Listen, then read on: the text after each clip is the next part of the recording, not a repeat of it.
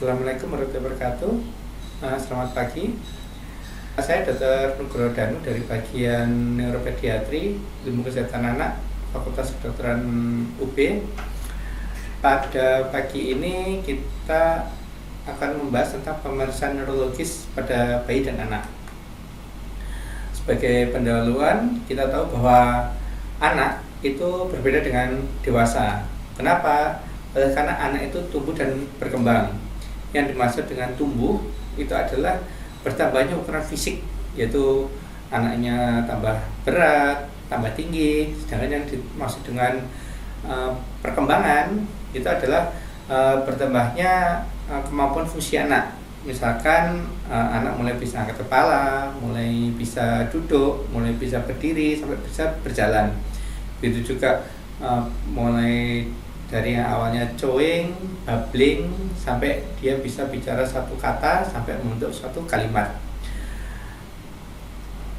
Oleh karena itu, pada dalam memeriksa pasien anak itu jangan lupa sebaiknya kita harus menceritakan diagnosis tumbuh kembangnya. Sebenarnya untuk perkembangan terlambat itu sebenarnya dapat kita ketahui dengan amnesis dari orang tuanya, ya. Pertanyaan yang sering kita tanyakan adalah, Bu, anaknya sekarang usia berapa? Sudah bisa apa aja? Nah, dari situ kita nanti bisa mengurutkan apakah pasien ini sesuai usia atau apakah anak ini mengalami keterlambatan. Andai kata mengalami keterlambatan, mulai usia berapa pasien mengalami keterlambatan. Di situ kita nanti bisa merunut kira-kira apakah pasien ini keterlambatan di mana dan kira-kira penyebabnya bagaimana. Ini adalah tabel secara umum tentang tahap perkembangan anak. Di sini kita bisa melihat bahwa yang pertama pada usia 3 bulan. Usia 3 bulan yang penting kita tanyakan adalah apakah anak sudah bisa angkat kepala. Yang berikutnya pada usia 3 bulan jangan lupa pasien harus bisa chewing. Chewing itu dalam arti kata bilang AIOEO atau ngoceh, ya. Sedangkan untuk anak usia 6 bulan itu tahap perkembangannya paling enggak dia sudah bisa duduk sendiri, jadi duduk kemudian dilepas, itu harus bisa. Kemudian anak usia 6 bulan itu sudah ada koordinasi antara kedua tangan sehingga dia bisa memindahkan barang dari tangan satu ke tangan yang lain. Sedangkan untuk anak usia 6 bulan itu juga sudah bisa mulai babbling. Yang dimaksud dengan babbling adalah ngomong huruf mati, misalkan wa wa wa, ma ma ma, ba ba ba. Itu anak usia 9 bulan tahap perkembangannya adalah paling tidak dia bisa berdiri, ya. Kemudian menjepit dengan mengambil benda dengan jari, ya. Terus kemudian untuk anak usia 1 tahun itu dia paling tidak harus bisa berjalan. Jadi berjalan itu paling cepat usia 12 bulan, maksimal usia 18 bulan. Kemudian pada anak usia 1 tahun minimal bisa ngomong 1-2 kata spesifik. Sedangkan pada usia 2 tahun minimal bisa nggali 2 kata. Beberapa literatur menyebutkan bahwa pada anak usia 2 tahun dia memiliki kosakata sebanyak 100-200 kosakata. Ini di sini kita bisa melihat jadi ini adalah video tentang bayi normal. Kenapa kalau kita bilang ini suatu bayi normal? Karena kita bisa melihat bahwa yang pertama pasien itu kontak mata dengan pemeriksa. Yang kedua pasien kita ulang lagi videonya.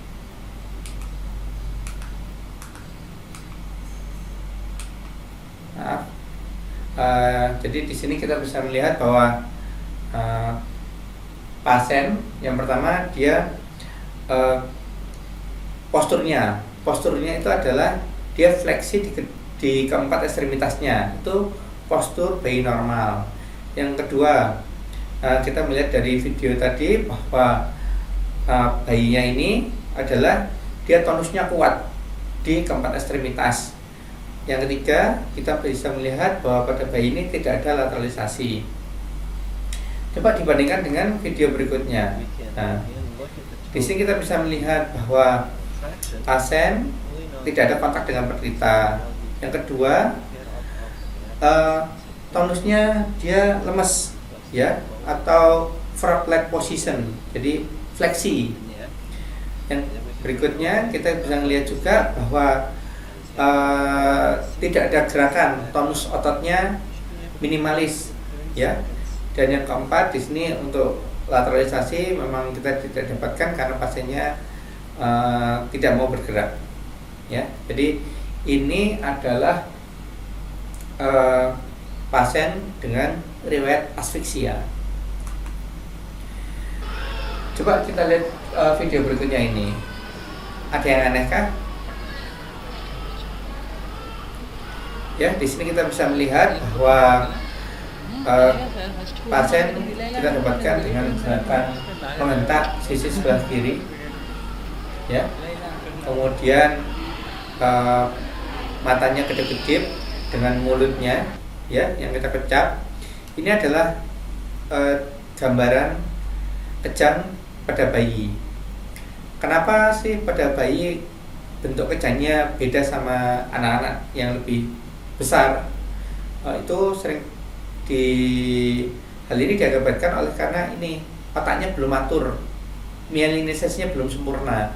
Dan seperti yang kita ketahui bahwa mielinisasi otak itu baru sempurna itu sekitar usia 5 tahunan.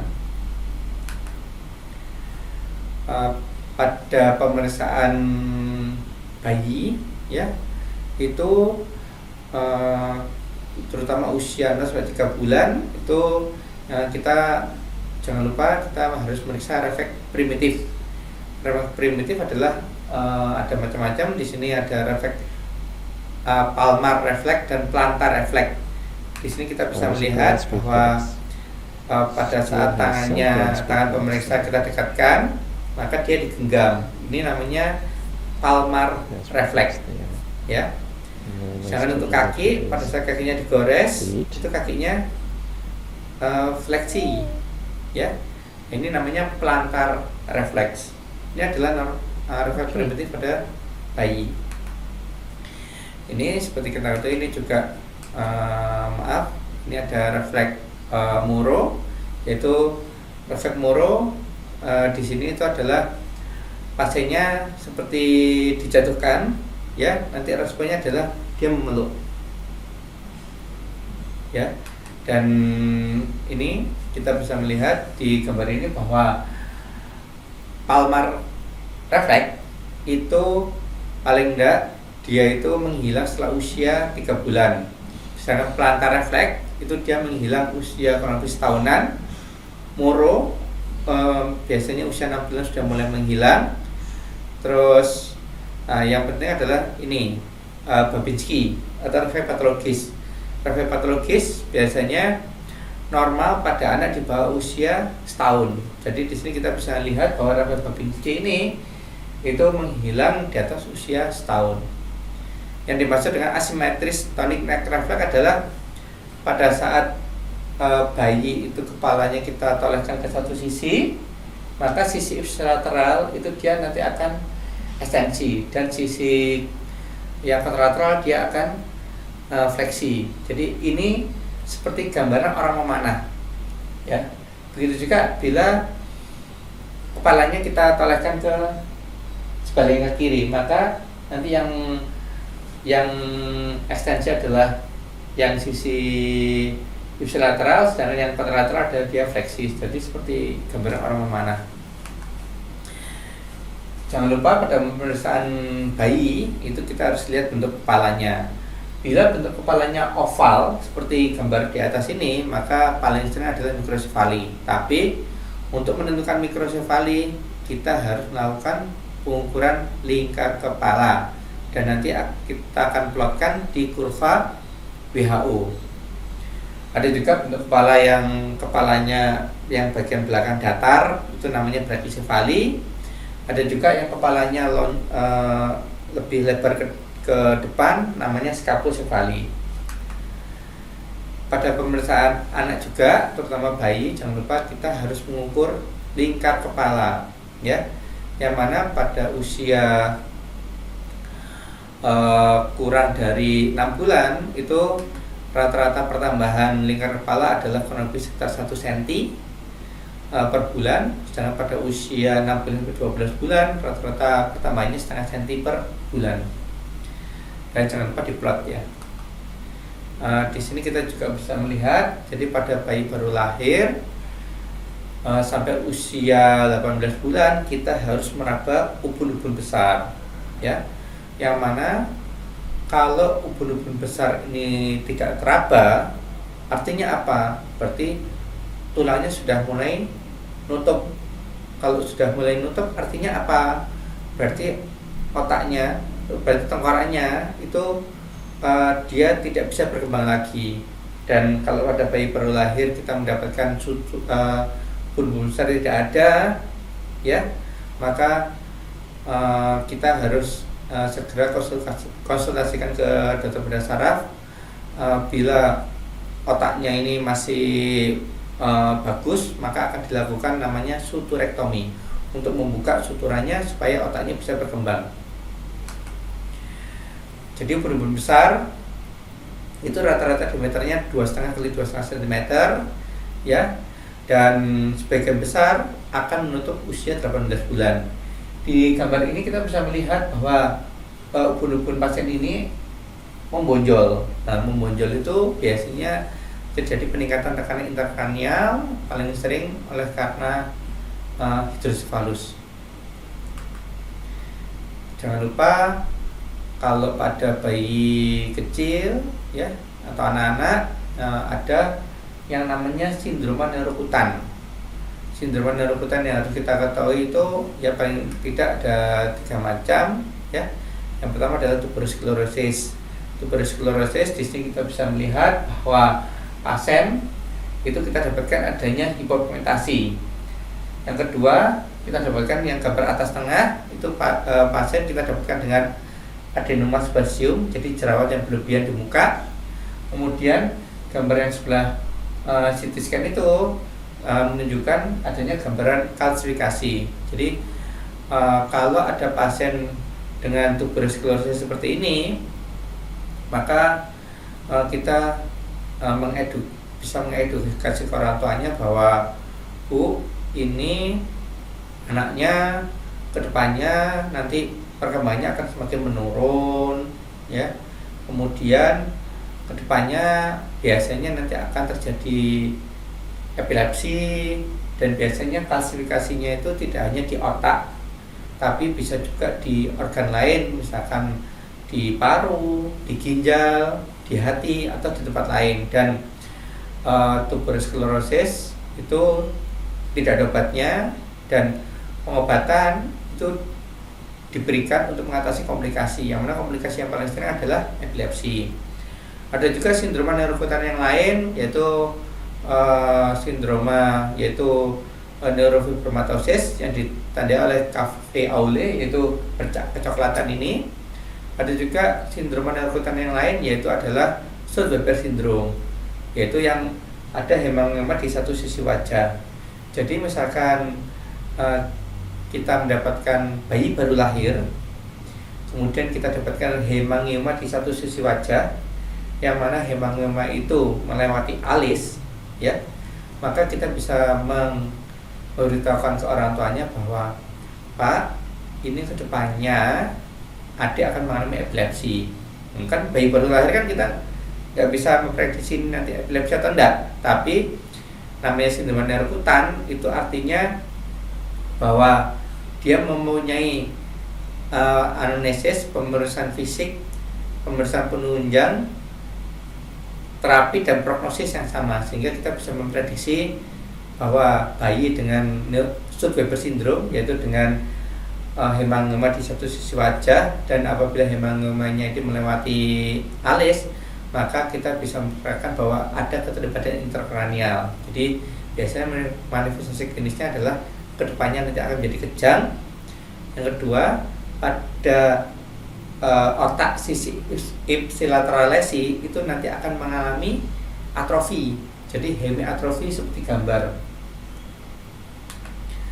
Nah, ini adalah gambar nervus cranialis yang kita ingat ya. Mungkin kalau membaca ini kita akan mudah lupa. Untuk lebih mudahnya ini. Jadi untuk lebih mudahnya cara praktis yaitu untuk melihat fungsi otot muka ini biasanya adalah fungsi dari nervus 7 ya. Kemudian untuk mengangkat bahu ini adalah fungsi dari nervus 11. Kemudian untuk gerakan bola mata itu adalah fungsi otot nervus 3, 4, 6 ya, nervus cranialis 3, 4, 6. Kemudian untuk refleks cahaya itu untuk afernya itu 2, efferentnya adalah nervus cranialis 3. Ya, ini sama ya. Jadi untuk muka itu 7, posisi uvula dan laring itu adalah nervus 11, posisi lidah di tengah posisi uvula nervus 9, untuk posisi lidah nervus 12, refleks menghisap itu adalah koordinasi antara nervus 7, 10 dan 11. Fungsi pendengaran adalah nervus 8. Pada pemeriksaan bayi baru lahir juga dan pada anak-anak juga jangan lupa kita melakukan pemeriksaan neuromuskular, yaitu apa yang dimaksud pemeriksaan neuromuskular. Jadi kita harus bisa membedakan apakah lesinya ini. Jadi kalau ada pasien dengan kelemahan ya, maka yang harus kita pikirkan dulu adalah apakah kelemahannya ini tipenya adalah tipe UMN atau LMN. Seperti yang kita ketahui bahwa lesi UMN atau upper motor neuron itu biasanya kita dapatkan adanya refleks patologis positif ya, refleks fisiologis meningkat, dan biasanya tonusnya meningkat atau normal atau meningkat. Sedangkan kalau pada lesi LMN, lower motor neuron, maka biasanya untuk refleks fisiologis menurun, refleks patologis negatif ya, dan biasanya tonusnya menurun juga. Terus pada saat melakukan anamnesis jangan lupa kita melakukan observasi tentang kondisi pasien ya. Apakah sambil anamnesis kita juga lihat bagaimana gerakan pasien, apakah tungkainya bisa bergerak atau lemas ya, tangannya bagaimana. Terus jangan lupa tadi yang saya sampaikan adalah posisi pasien bagaimana, apakah vertical position yang lemas gitu. Terus adakah lateralisasi ya. Jadi harus diingat bahwa adanya head preference, yaitu penggunaan tangan hanya satu sisi aja pada anak di bawah usia 2 tahun ya. Hati-hati ada kelemahan di sisi yang lemah ya. Saya ulang ya, adanya hands preference pada anak di bawah usia 2 tahun itu kita harus evaluasi apakah kelemahan di sisi yang tidak bergerak. Terus ini juga ya, jadi seringkali tanda les pada bayi dengan cerebral palsy atau pada bayi yang mengalami kelumpuhan tipe UMN itu biasanya kalau di bawah setahun dia gejalanya adalah hipotoni, sedangkan kalau di atas tahun baru gambaran spastiknya sudah mulai muncul. Hal ini terkait dengan maturasi otak. Terus jangan lupa kita lihat juga tonusnya ya. Pemeriksaan tonus pada bayi dapat dilakukan dengan traksi suspensi ya, nanti ada videonya. Dapat kita juga lakukan suspensi vertikal ya untuk mengevaluasi otot bahu, dan suspensi horizontal untuk melihat tonus batang tubuh. Terus jangan lupa juga evaluasi kekuatan otot, apakah layu atau spastik, dan apakah refleksnya meningkat atau adakah klonus.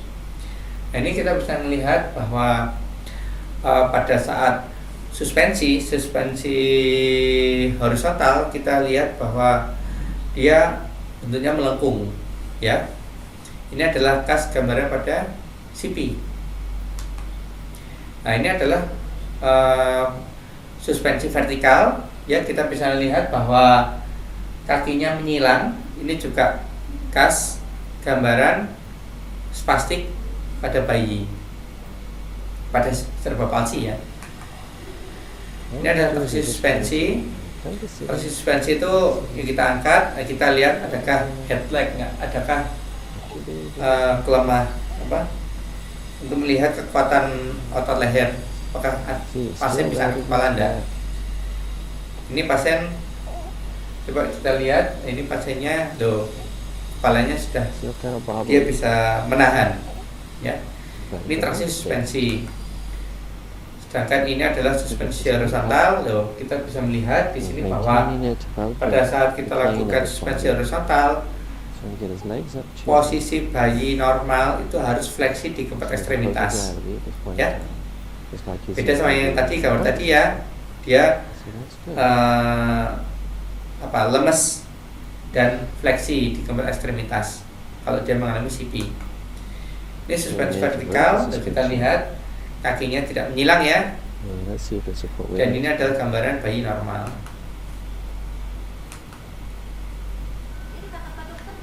Nah, ini pemeriksaan. Jadi ini pemeriksaan kelemahan otot. Jadi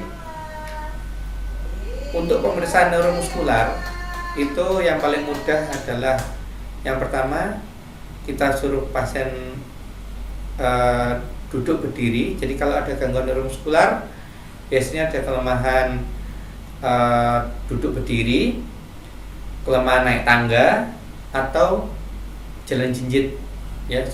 Suruh melakukan 3 pemeriksaan itu, biasanya akan kelihatan, ya. Ini pada pasien ini kita melihat bahwa pasien ini mengalami susah berdiri. Ini adalah kas pada Duchenne. Ini duduk tanpa dibantu, ini usia 6 bulan, ya. As we look at him in the sitting position, you can see that he has a good straight back, very good head control. Kemudian untuk yang berikutnya adalah hati-hati. Jadi pada bayi gemuk dan hipotoni, hati-hati ada kelainan metabolik. Pada bayi spastik, yaitu biasanya ada kelainan di SSP-nya, ya, terutama pada bayi asfiksia prematur atau BLR.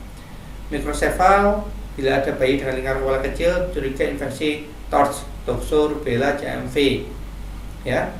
Kemudian pemeriksaan penunjang itu biasanya USG kepala bila ubun-ubun masih terbuka. Ingat, ubun-ubun 90% menutup usia 18 bulan. Jadi jangan sampai USG kepala di atas 2 tahun, ubun-ubunnya tidak ada. Kemudian bila kita curiga kelainan metabolik, maka harus dilakukan MRI kepala. Dan bila curiga infeksi TORCH, toxo, CMV, rubella, maka harus dilakukan, kita harus nyari adanya kalsifikasi. Kontak visual, jadi bayi itu secara sudah bisa melihat sebenarnya, ya. Bayi usia 4 bulan sudah bisa mengikuti objek cahaya. Bila ada nystagmus, maka kita harus curiga apakah bayi ini bisa melihat atau tidak, ya. Terus hati-hati pada bayi usia 4 bulan yang tidak bisa mengikuti objek, kita harus evaluasi apakah terjadi buta kortikal atau buta papil, ya. Kalau buta, yang kita jadikan nanti. Nah, ini kita bisa melihat bahwa pada bayi baru lahir itu sebenarnya bisa melihat tapi kabur. Yang mana penglihatan itu normal, itu biasanya di atas 2 tahun. Pemeriksaan penglihatan, jadi ini bila pada buta kortikal, ya, berarti pupilnya normal. Sedangkan kalau buta papilnya atrofi, ya. Bila ada gangguan penglihatan, jangan lupa konsultasi ke dokter mata. Terus untuk rangsangan mata, ya, jadi rangsangan warna yang menimbulkan rangsangan kuat pada mata adalah terutama warna merah, ya, dan yang kedua adalah warna hitam. Ini Ini adalah macam-macam gambaran dari funduskopi. Ini adalah pada gambaran normal kita bisa melihat bahwa optik disknya adalah terang benderang dengan batas jelas, ya. Dengan kita juga bisa melihat arteri venanya, ya, bentuknya bagus, ya. Sedangkan kalau pada papil atrofi kita bisa melihat bahwa batas optik disknya buram, ya. Pada papil edem kita bisa melihat bahwa jadi pelebaran dari vaskularnya. Choroidal retinitis biasanya pada CMV dan perdarahan subhyaloid, terutama pada perdarahan otak juga. Pemirsa pendengaran, jadi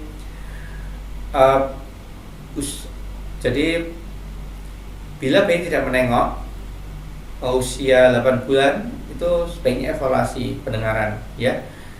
Kemungkinan bayi tidak menoleh, kemungkinan gangguan pendengaran paling sering ada 3, yaitu yang pertama adalah tuli, adakah tuli enggak, yang kedua adakah retardasi mental enggak, yang ketiga adakah autis atau enggak, ya. Kemudian jangan lupa bila kita curiga ke arah gangguan pendengaran, konsultasikan ke dokter THT. Ini kita bisa melihat bahwa, maaf videonya miring. Jadi bila kita mendapatkan kaget, bila kaget ini terjadi saat bangun dan tidur, ini namanya spasme infantil. Ini adalah bila tidak diobati secara dini, maka dia akan berubah menjadi sindroma West, dan bila berlanjut akan menjadi sindroma Lennox-Gastaut, yang mana sindroma Lennox-Gastaut adalah salah satu sindroma epilepsi yang intractable. Terus saya ingin menyampaikan juga bahwa kaget pada bayi yang sedang tidur itu normal, tapi kalau kagetnya saat bayi sedang bangun dan tidur seperti ini adalah tidak normal.